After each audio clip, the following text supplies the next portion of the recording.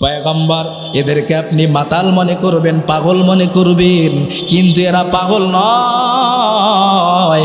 আমি আল্লাহর আযাব বড় কঠিন, আমি আল্লাহর কিয়ামতের ময়দানের বিভীষিকাময় এত কঠিন হবে, এদেরকে পাগলের মতো দেখা যাবে কিন্তু তারা পাগল নয়।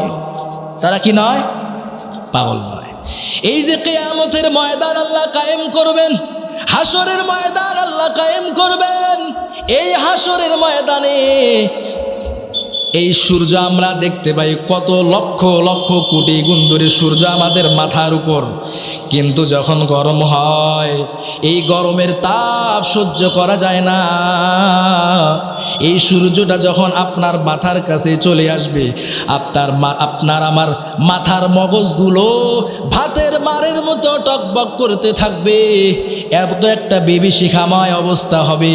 ওই সময় এত বিভীষিকাময় অবস্থার মধ্যে আল্লাহ তাআলা স্পেশাল একটা ঘর নির্মাণ করবেন, স্পেশাল একটা ছাদ নির্মাণ করবেন, যেই ছাদ আল্লাহর আরশের ছাদ। এই আরশের ছাদের নিচে হাসরের ময়দানে আল্লাহ তাআলা তার স্পেশাল 7 শ্রেণীর বান্দাদেরকে স্থান দান করবেন। এই পৃথিবীতে আল্লাহ আমাদেরকে পাঠিয়েছেন নির্দিষ্ট একটা সময় দিয়ে। নির্দিষ্ট সময় যখন শেষ হয়ে যাবে কেউ আমরা থাকতে পারবো না। ঠিক তদ্রূপ এই পৃথিবী আল্লাহ যেদিন সৃষ্টি করেছেন, পৃথিবীকে একটা নির্দিষ্ট হায়াত দিয়েছে। আমাদের যেমন একটা নির্দিষ্ট হায়াত আছে, পৃথিবীরও একটা নির্দিষ্ট হায়াত আছে। পৃথিবীর হায়াত যেদিন শেষ হয়ে যাবে, পৃথিবী আর পৃথিবী থাকবে না, ওই দিনটাকে বলা হয় কিয়ামত। কি বলা হয়? কিয়ামত। এই যে কিয়ামত, এর যদি সংক্ষিপ্ত আকারে আমি যদি বলি, কিয়ামত কাকে বলে? পালা বদলের মহাপ্রলয়কেই কিয়ামত বলা হয়। শব্দটা আমার সাথে আপনারা একটু বলবেন, পালা বদলের মহাপ্রলয়কেই কিয়ামত বলা হয়। এখন আপনাদেরকে আমি বুঝাই। মনে করেন আপনার বিল্ডিংয়ের বয়স হয়েছে 100 বছর। কত বছর? 100 বছর। আপনার বিল্ডিংয়ের বয়স হয়েছে 100 বছর। এই বিল্ডিংটা আপনি নতুন করে বানাইতে চান। বলেন তো, এই 100 বছরের বিল্ডিংটা নতুন করে বানাতে গেলে যদি আগের বিল্ডিং থাকবে না ভাঙতে হবে? বলেন, ভাঙতে হবে। 100 বছরের বিল্ডিং যদি আপনি নতুন করে করতে চান, এই বিল্ডিং যেমন ভাঙতে হয়, বিল্ডিংয়ের অস্তিত্ব রয় না। এই দুনিয়ার জমিন আল্লাহ যেদিন ধ্বংস করবেন, দুনিয়া থাকবে না, দুনিয়া একবারে জমিনের সাথে মিশে যাবে, সমতল ভূমিতে রূপান্তরিত হয়ে যাবে। আপনি বিল্ডিংটা যখন ভাঙছেন তখন সমতল ভূমি হয়ে গেছে। এই যে বিল্ডিং ভাঙা আর নতুন বিল্ডিং করার মাঝখানে যে সময়টা, এই সময়টাকেই বলা হয় কিয়ামত। কি বলা হয়? কিয়ামত। এজন্যই বলছি পালা বদলের মহাপ্রলয়কে কিয়ামত বলা হয়। এই পৃথিবী যখন ভেঙে যাবে, আল্লাহ তাআলা দুনিয়ার জমিনটাকে সমতল ভূমিতে রূপান্তরিত করবেন। এরপর আল্লাহ তাআলা দুনিয়াটাকে যখন কিয়ামতের ময়দান বানাবেন, এই সময়টাকে বলা হয় কিয়ামত। কি বলা হয়? কিয়ামত। এই যে কিয়ামত, আমরা জানলাম যে কিয়ামত কাকে বলা হয়। এখন আপনাদের মনে প্রশ্ন জাগতে পারে, কিয়ামত তো বুঝলাম, এটাকে কিয়ামত বলা হয়, তো কিয়ামত কি আসবে? আপনাদের কি মত? সকলেই বলেন, আপনাদের কি মত? আসবে। একদল কাফের ছিল যারা মানতে রাজি ছিল না, দুনিয়া আবার ভাঙবে, এই আসমান এত বড় ফেটে পড়ে যাবে, এত বিশাল বড় বড় পাহাড় চুরমার হয়ে যাবে, এই পৃথিবীর জমিনটা সমতল ভূমি হয়ে যাবে, এটা এরা মানতে রাজি না, এরা মানবে না। আল্লাহ তাআলা এদের উদ্দেশ্যে বলছিলেন। এর আগে আপনাদেরকে বলি, এই যে দুনিয়ার জমিনটা যে কিয়ামত হবে, প্রথম যখন দুনিয়া সব কিছু চুরমার হয়ে যাবে, তখন প্রথম ফুৎকার দিবেন ইসরাফিল আলাইহিস সালাতু ওয়াস সালাম। কে দিবে? আল্লাহ রাব্বুল আলামিন বলেন, ওয়া নুফিখা ফিস সূর ফাসাইকা মান ফিস সামাওয়াতি ওয়া মান ফিল আরদি ইল্লা মান শাআল্লাহ। আল্লাহ তাআলা ইসরাফিল আলাইহিস সালামকে আদেশ করবেন, ফুৎকার দাও। ইসরাফিল যখন সিংহার মধ্যে প্রথম ফুৎকার দিবেন, প্রথম ফুৎকার দেওয়ার সাথে সাথে মানুষ একটা মধুর আওয়াজ শুনতে পাবে, মধুর আওয়াজ। ইসরাফিল যখন প্রথমবার সিংহায় ফুৎকার দিবেন, মানুষের কাছে মধুর একটা কণ্ঠ মনে হবে। মানুষেরা জানালা খুলে দিবে, জানালার ফাঁক দিয়ে মধুর আওয়াজটা শুনতে লাগবে। দরজা খুলে দিবে, এত সুন্দর মধুর আওয়াজ কোত্থেকে আসে? দরজা খুলে বান্দা মাঠে যাবে এই সুন্দর আওয়াজ, মধুর আওয়াজটা শোনার জন্য। এই মধুর আওয়াজটা শুনতে শুনতে শুনতে শুনতে হঠাৎ বিকট আওয়াজের রূপ ধারণ করবে, এমন বিকট আওয়াজ রূপ ধারণ করবে, এই মধুময় আওয়াজটা এমন বিকট হবে মানুষের মাথার মগজগুলো ফেটে ফেটে পড়ে যাবে। এই আসমান দেখতে পাই, আসমান ফেটে পড়ে যাবে। ইদাস সামাউ ফাতারাত ওয়া ইদাল কাওয়াকিবু তাসারাত ওয়া ইদাল বিহারু ফুজ্জিরাত। এত বিশাল বড় আসমান দেখতে পাই। ইসরাফিল আলাইহিস সালামের প্রথম ফুৎকারের সাথে সব কিছু ধ্বংস হয়ে যাবে। আসমান আর আসমানের জায়গায় থাকতে পারবে না। এত বিশাল বড় বড় পাহাড়, বিশাল বড় বড় পাহাড়গুলো তার পাহাড়ের জায়গায় থাকতে পারবে না, তুলার মতো উড়তে থাকবে। এই জমিনটা সমতল হয়ে যাবে, সব কিছু ধ্বংস হয়ে যাবে।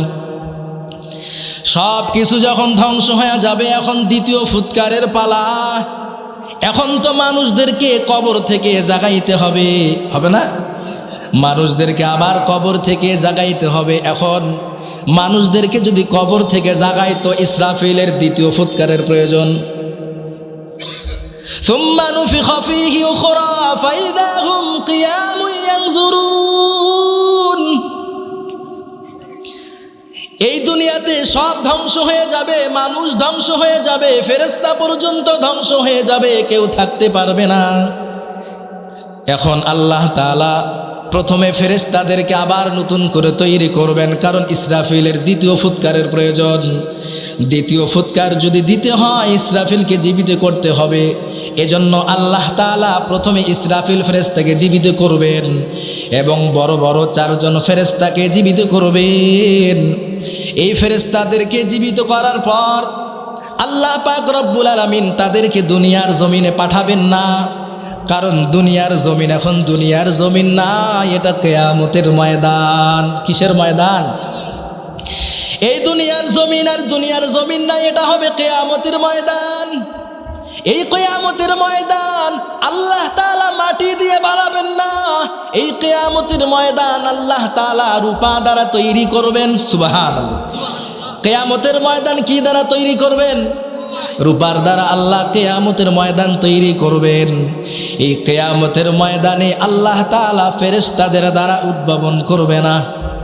বলেন তো, আপনি যদি বড় একটা বিল্ডিং বানান, বিল্ডিং যখন শুরু করবেন, থাকা শুরু করবেন, ইমাম সাহেবকে ডাক দেন, হুজুর আসেন, দোয়া করেন, কন্যা।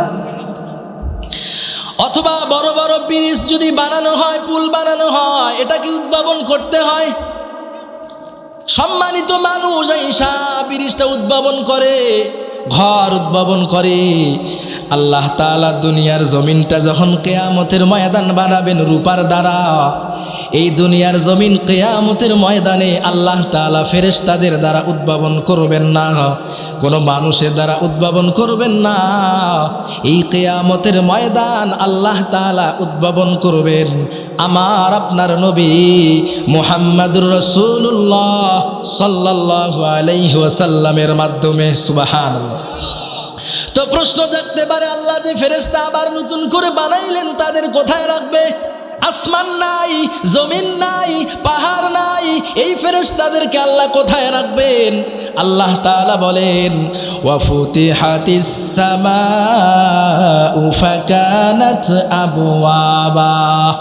আল্লাহ তাআলা আবার নতুন করে আসমান বানাবেন। আসমান বানাইয়া আল্লাহ তাআলা ওই আসমানের মধ্যে ফেরেশতাদেরকে রাখবেন, কারণ ওই ফেরেশতাদের দ্বারা দুনিয়ার জমিন আল্লাহ উদ্ভাবন করবেন না। এই দুনিয়ার জমিন আল্লাহ উদ্ভাবন করবেন আমার আপনার নবী মুহাম্মদুর রাসূলুল্লাহ সাল্লাল্লাহু আলাইহি ওয়াসাল্লামের মাধ্যমে। কেমন নবী পাইছেন? আফসোস, এত মহান একজন নবীর উম্মত হওয়ার পরেও মুসলমান জাতি আজকে তুমি বুঝতেছ না। আল্লাহ তাআলা আসমান বানানোর পর ফেরেশতাদেরকে রাখবেন। ফেরেশতা তৈরি, আসমান তৈরি করার পর আল্লাহ তাআলা দরজা বানাবেন। ওই দরজা দিয়ে আল্লাহ তাআলা ইসরাফিল ফেরেশতা সহ 3 জন ফেরেশতা, মোট 4 জন ফেরেশতাকে দুনিয়াতে পাঠাবেন। দ্বিতীয় ফুৎকার বাকি আছে। এই দ্বিতীয় ফুৎকার দেওয়ার জন্য আল্লাহ ইসরাফিলকে দুনিয়াতে পাঠাবেন। 3 জন ফেরেশতা সহ 4 জন ফেরেশতাকে দুনিয়াতে পাঠাবেন। এই দুনিয়াতে আসার পর আমার আপনার নবীর মাধ্যমে তো দুনিয়ার জমিনকে আল্লাহ উদ্ভাবন করবেন। এখন তো নবীজির রওজা মোবারক দরকার, কি বলেন? এই 4 জন ফেরেশতা দুনিয়ার জমিনে অবতরণ করবেন। এই দুনিয়ার জমিনে অবতরণ করার পর পুরা জমিন সমতল ভূমি, কোথাও কোনো গাছপালা নাই, কোথাও কোনো পাহাড় নাই, পর্বত নাই, নদ নদী কিছুই নাই, সমতল ভূমি। কোথায় খুঁজবে নবীজির রওজা মোবারক? খুঁজতে থাকবে, পুরা দুনিয়া খুঁজবে, কিন্তু কোথাও নবীর রওজা পাবে না। আল্লাহ তাআলা কুদরতিভাবে আল্লাহর রসুলের রওজা মোবারক থেকে একটা রোশনি, আলো, ফোকাস তৈরি করবেন। যে আলো রসুলের রওজা মোবারক থেকে আসমান পর্যন্ত একটা আলো আল্লাহ তাআলা তৈরি করে দিবেন। সুবহানাল্লাহ, আলোর ফোকাস তৈরি করে দিবেন। জিবরিল ফেরেশতা খুঁজতে খুঁজতে দেখবেন একটা আলো দেখা যায়। বাকি 3 জন ফেরেশতাদেরকেও বলবে, ভাই এত খোঁজাখুঁজি করলাম, নবীর রওজা পাইলাম না। ওই যে দেখো একটা আলো রশ্মি দেখা যায়, একটা আলোর ফোকাস দেখা যায়, হয়তো ওটাই হতে পারে নবীর রওজা মোবারক, চলো সেখানে যাই। 4 জন ফেরেশতাই ওই আলোর কাছে যাবে। আলোর কাছে যাওয়ার পর তারা চিনতে পারবে এটাই হলো নবীর রওজা। সুবহানাল্লাহ। আল্লাহর রসুলের রওজা মোবারকের কাছে যাওয়ার পর ইসরাফিল ফেরেশতা জিবরিলকে বলবে, ভাই আমি তো প্রথম ফুৎকার দিয়েছিলাম, রসুলের রওজা মোবারকের পাশে দাঁড়াইয়া দ্বিতীয় ফুৎকার আমার দেওয়ার সাহস হচ্ছে না, ভাই তুমি দ্বিতীয় ফুৎকারটা দাও। ইসরাফিলের সাহস হয় না দ্বিতীয় ফুৎকার দেওয়ার, কারণ নবীজি সামনে, বেয়াদবি যদি হয়ে যায়। এজন্য ইসরাফিল জিবরিলকে বলবে, তুমি ফুৎকার দাও। জিবরিল বলবেন, এই কাম তো আমার না, যার কাম তারে সাজে, অন্যে করলে লাঠি বাজে। যদি আমি দ্বিতীয় ফুৎকার দিয়ে দেই, আল্লাহর রসুল যদি উঠে যায়, আর আল্লাহর রসুল যদি আমাকে জিজ্ঞাসা করে, জিবরিল দ্বিতীয় ফুৎকার দেওয়ার দায়িত্ব কি তোমার না ইসরাফিলের? আর আমি যদি দ্বিতীয় ফুৎকার দিয়ে দেই, আল্লাহর রসুল যদি আমাকে জিজ্ঞেস করে, আমি আল্লাহর রসুলের সামনে কি জবাব দিব? অতএব আমি দ্বিতীয় ফুৎকার দিব না, দ্বিতীয় ফুৎকার তোমার কাজ, তুমি দিয়ে দাও। সুবহানাল্লাহ। ইসরাফিল ফেরেশতা দ্বিতীয় ফুৎকার দিবেন। দ্বিতীয় ফুৎকার দেওয়ার সাথে সাথে আল্লাহর রসুলের রওজা মোবারকের মাটিটা ফাঁকা হয়ে যাবে। সুবহানাল্লাহ। আল্লাহর রসুলের রওজা মুবারকের জমিন ফাঁকা হয়ে যাবে। আল্লাহর রসুল স্বর্ণের সিংহাসনে বসা, স্বর্ণের সিংহাসনে বসা অবস্থায় আল্লাহর রসুল আগমন করবেন। সুবহান। তো দুনিয়ার জমিন উদ্ভাবন হয়ে গেল কার মাধ্যমে? আমার আপনার নবীর মাধ্যমে দুনিয়ার জমিনকে আল্লাহ উদ্ভাবন করলেন। এই যে আল্লাহ তাআলা কিয়ামতের ময়দান কায়েম করলেন, এবার সবাই তো জাগ্রত হয়ে গেল। সবাই, প্রত্যেকটা মানুষ নিজ নিজ কবর থেকে উঠতে থাকবে। তার শরীরে মাটি লাগবে, মাটি ঝাড়বে, আর উঠতে থাকবে, আর দৌড়াতে থাকবে। মক্কার কাফেররা এই কথা বিশ্বাস করে না।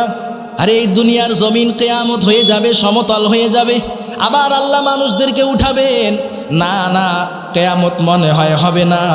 আল্লাহ তাআলা তাদের উদ্দেশ্যে বলে দিলেন, ইন্নাস সাআতা লাআতিয়াতুল লা রাইবা ফিহা। এই যে তোমরা মনে করতে পারো কিয়ামত হবে না, ওয়াকালাল্লাযীনা কাফারু লা তা'তিনাস সাআ, কাফেরেরা বলতে লাগলো, না কিয়ামত হবে এই কথা আমরা বিশ্বাস করি না, এরা বিশ্বাস করতে চায় না। আল্লাহ তাআলা জানায় দিলেন, লা তা'তিনাস সাআ, তোমরা যে মনে করো কিয়ামত হবে না, আল্লাহ তাআলা পয়গম্বরের মাধ্যমে জানিয়ে দিলেন, আপনি এদেরকে বলে দেন, কুল বালা ওয়া রাব্বি লাতা'তিয়ান্নাকুম, অবশ্যই অবশ্যই আমার রবের শপথ, আল্লাহ তাআলা কিয়ামত কায়েম করবেন। আল্লাহ কিয়ামত কায়েম করে ফেলবেন।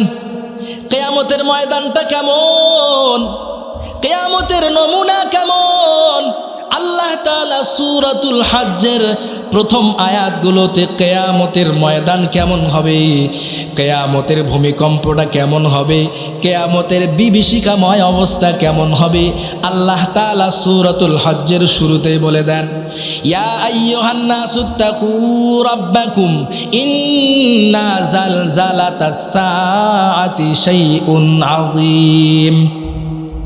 আল্লাহ বলেন, হে দুনিয়ার মানুষ, তোমরা তোমাদের পালন কর্তা আল্লাহকে ভয় করো।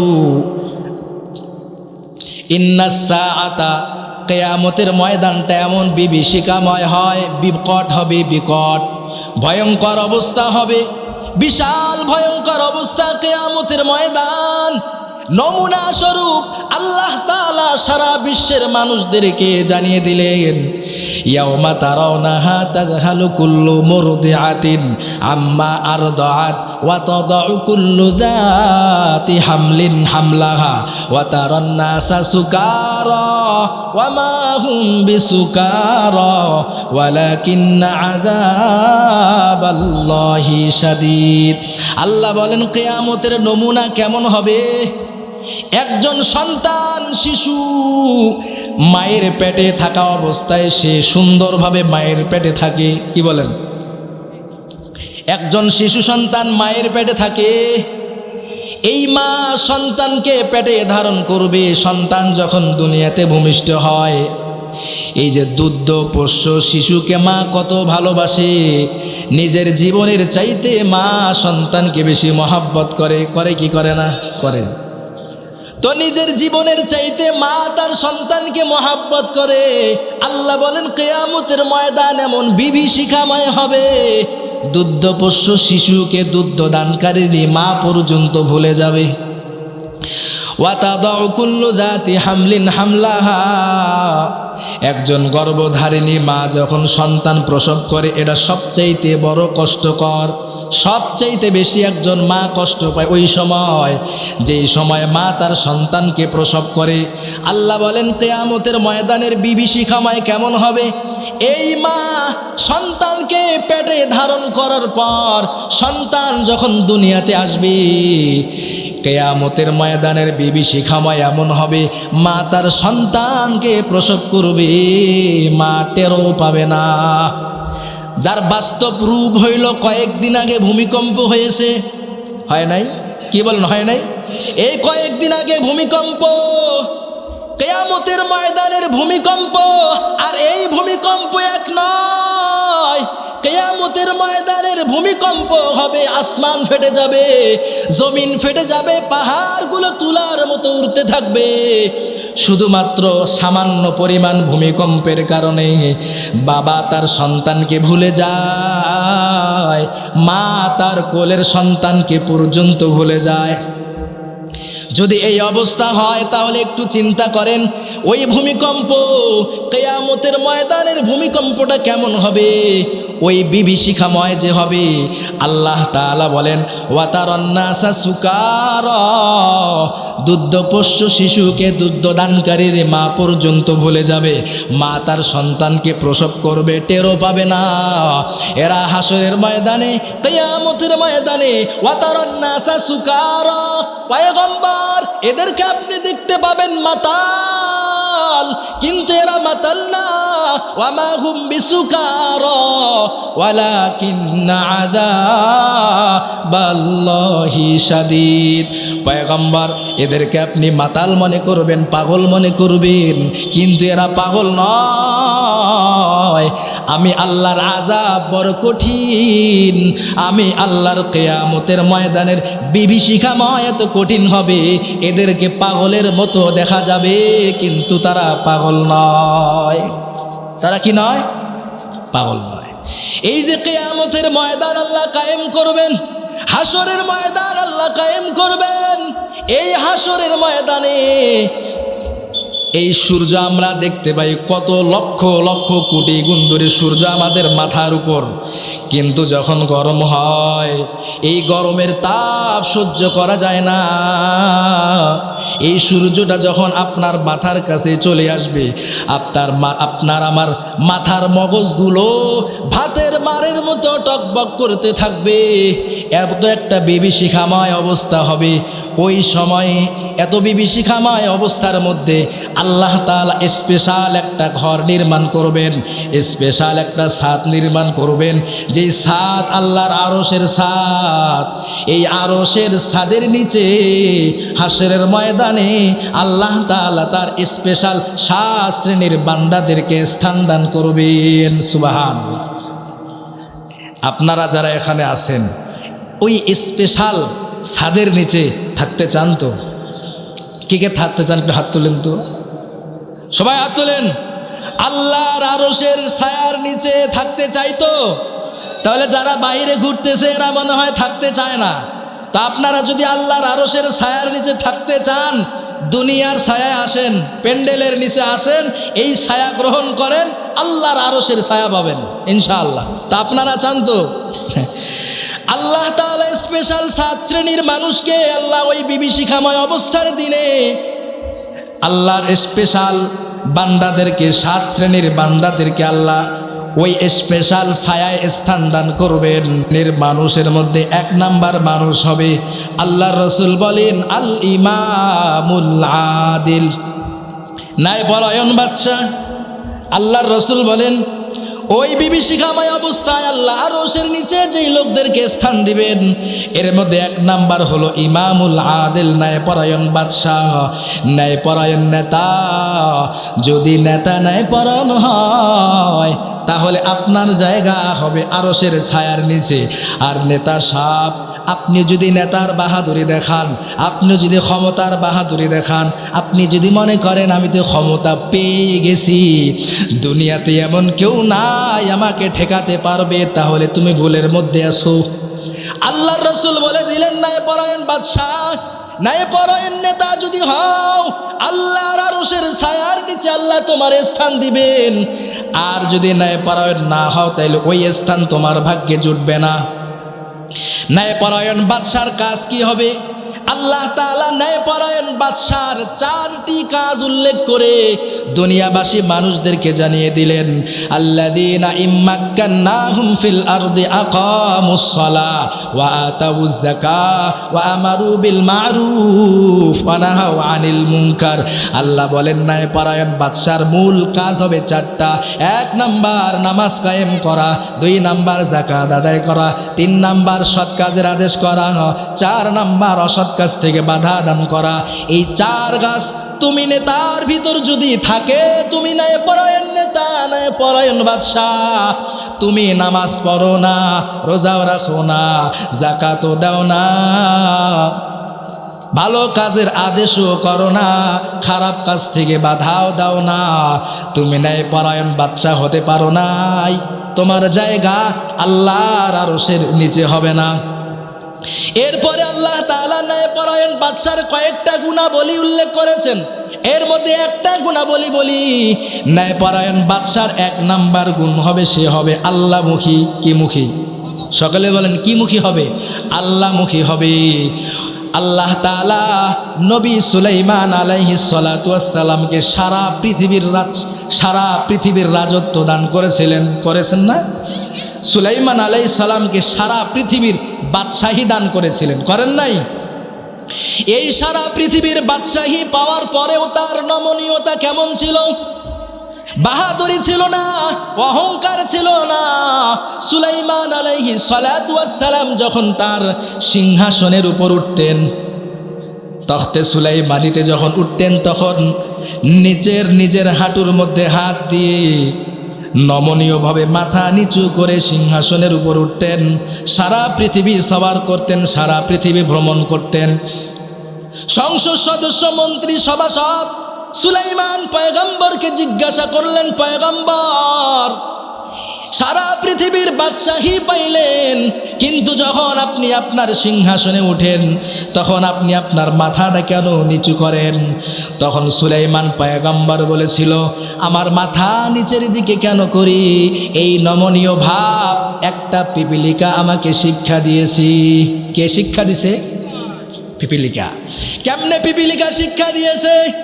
সুলাইমান আলাইহিস সালাতু ওয়াস সালাম পাখির ভাষা বুঝতেন, পিঁপড়ার ভাষা বুঝতেন, মানুষের ভাষা, জিনের ভাষা, সব মাখলুকাতের ভাষা বুঝার যোগ্যতা আল্লাহ সুলাইমান আলাইহিস সালামকে দিয়েছিলেন। তো সুলাইমান আলাইহিস সালাম রাস্তা দিয়ে যায়, প্রতিমধ্যে পিপীলিকার সাথে দেখা, পিপীলিকার সাথে সাক্ষাৎ।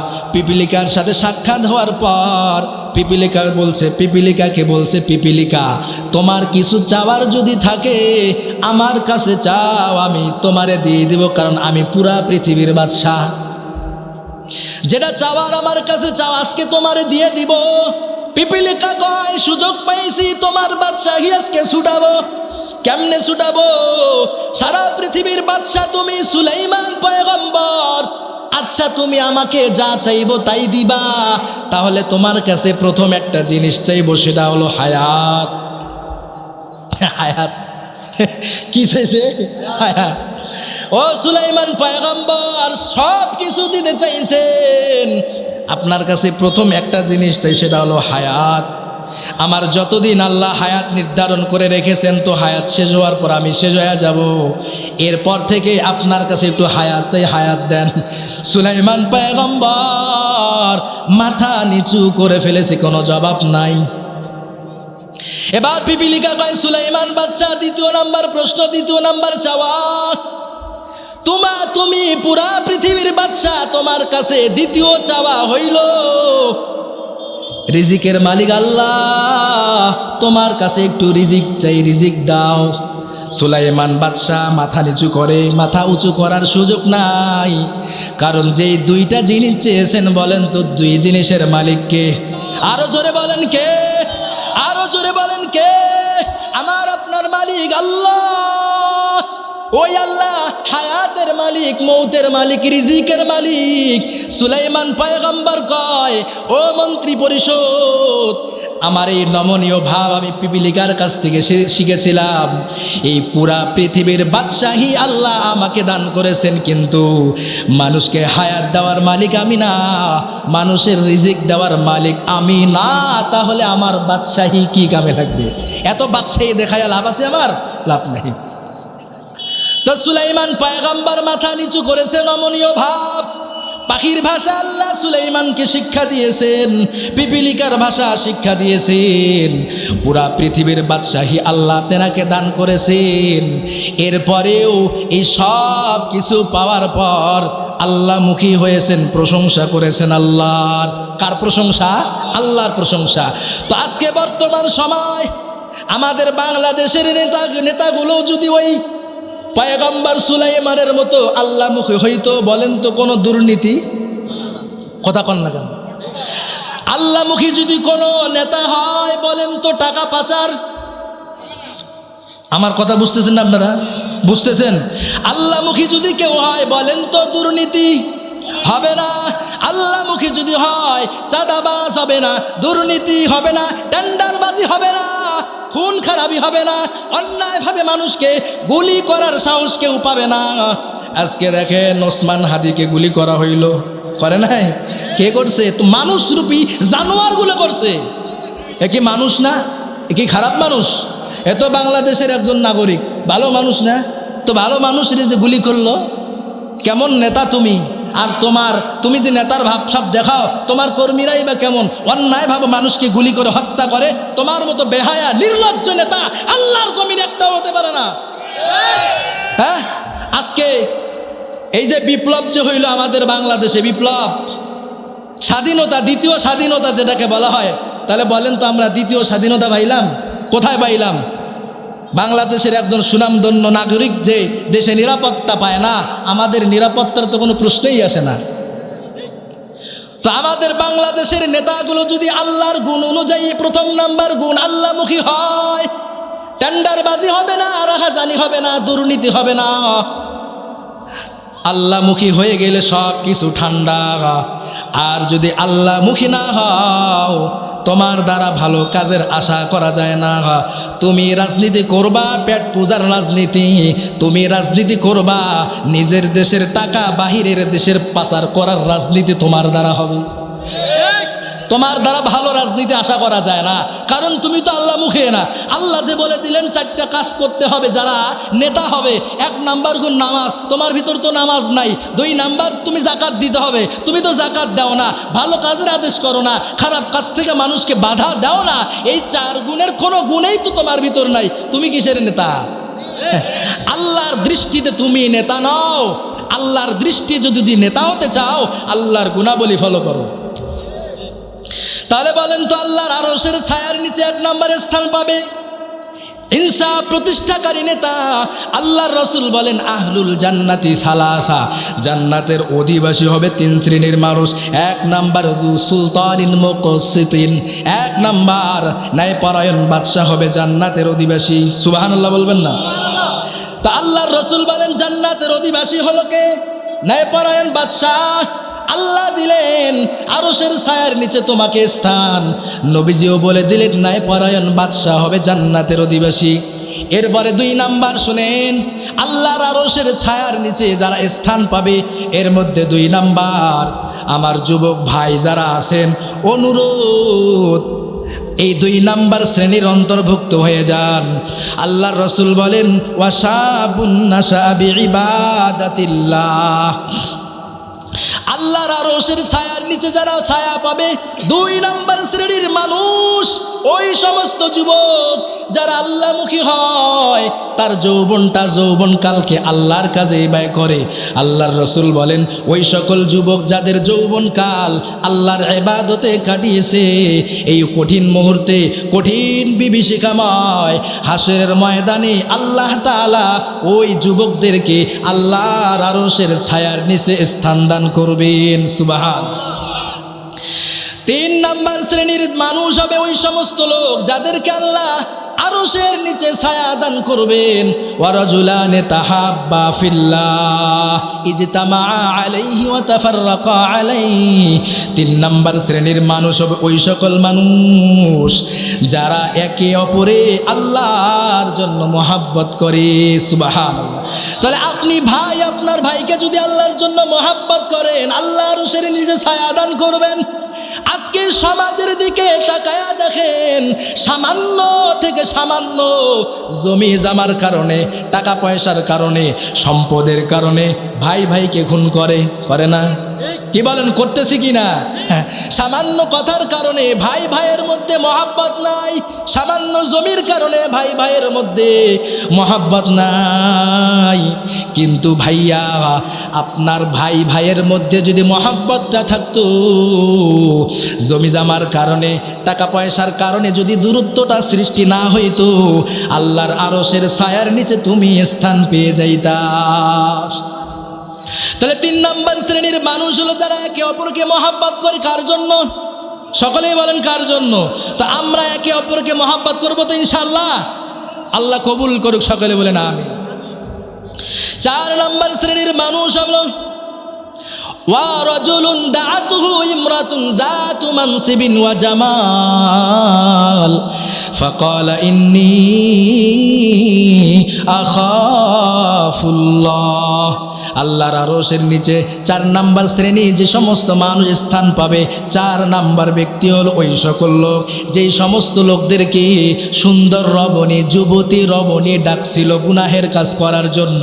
গুনাহের কাজ করার জন্য যুবতী ডেকেছিল যুবককে, কিন্তু যুবক ডাকে সাড়া দেয় নাই।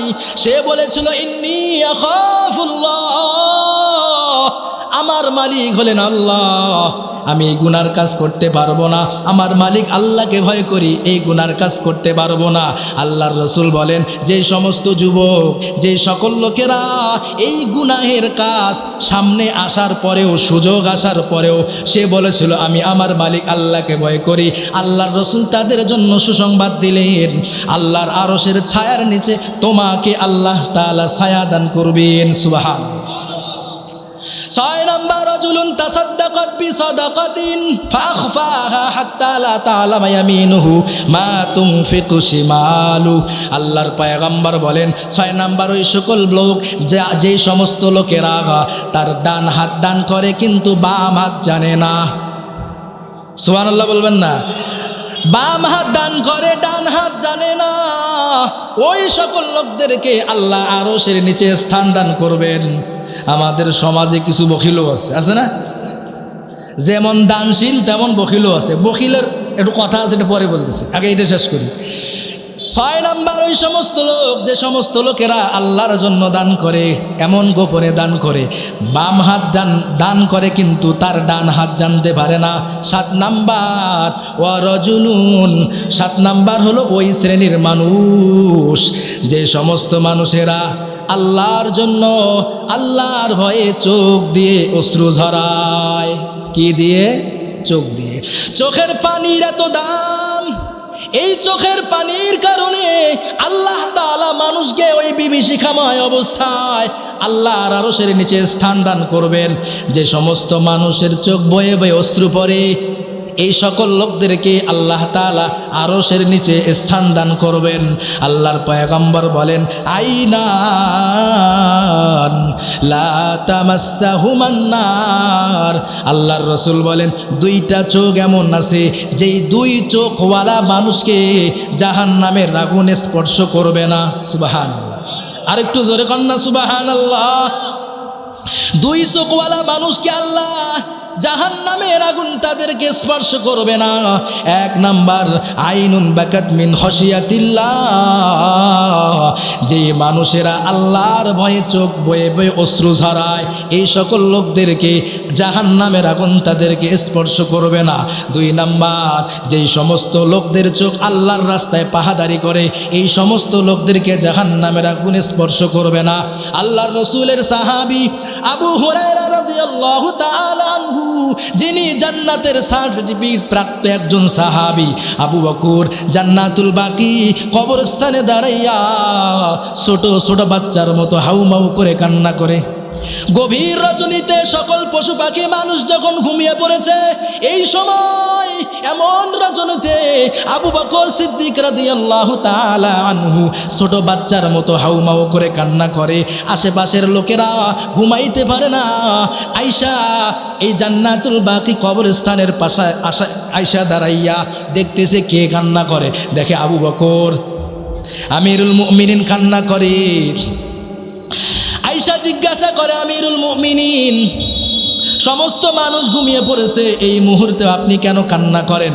আবু বকর জবাব দেয়, আমি কেন কান্না করি? এই জান্নাতুল বাকি কবরস্থানে আমার অনেক সাথী ভাই আছে যাদের সাথে 1 প্লেটে খানা খেয়েছি, এক জিহাদের ময়দানে জিহাদ করেছি। আজকে এখানে কবরস্থানে দাঁড়াইয়া আমি আমার বন্ধুদের কবর থেকে জান্নাতের ঘেরান পাই। সুবহানাল্লাহ।